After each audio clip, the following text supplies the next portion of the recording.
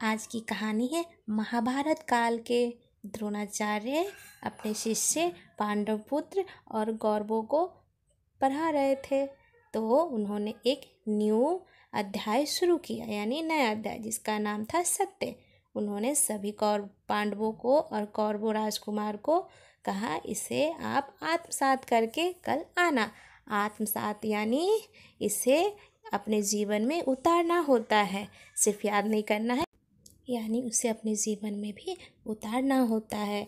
तो अगले दिन सभी राजकुमार आते हैं आश्रम में और बैठते हैं। फिर द्रोणाचार्य बोलते हैं, जिसको जिसको याद है वो अपने हाथ ऊपर उठाए।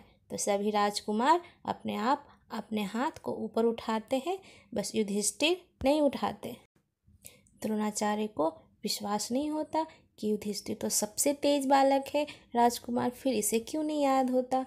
फिर वो बोलते हैं कि युधिष्ठिर आप कल याद करके आना, और सभी राजकुमार चले जाते हैं।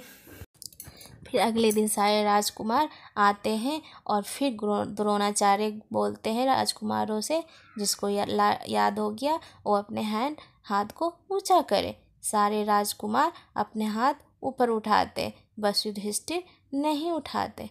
द्रोणाचार्य को समझ में नहीं आता क्या हुआ, युधिष्ठिर तो सबसे तेज बालक है क्लास का। इस तरह से 10 दिन बीत जाते हैं और सभी राजकुमार 10 न्यू चैप्टर लर्न कर लेते हैं, लेकिन युधिष्ठिर नहीं कर पाते। फिर युधिष्ठिर को गुरु द्रोणाचार्य अपने पास बुलाते हैं और कारण पूछते हैं कि तुम तो सबसे तेज बालक हो, फिर तुम्हें याद क्यों नहीं हो रहा है। तो युधिष्ठिर बोलते हैं कि गुरुजी, आपने तो बोला था आत्मसात करने के लिए, तो मैं आत्मसात करने में लगा हूँ। ये लोग तो याद करके आते हैं, इसलिए मुझे याद नहीं हुआ है। मैं तो आत्मसात कर रहा, यानी अपने जीवन में उसे पालन करने की कोशिश कर रहा हूँ।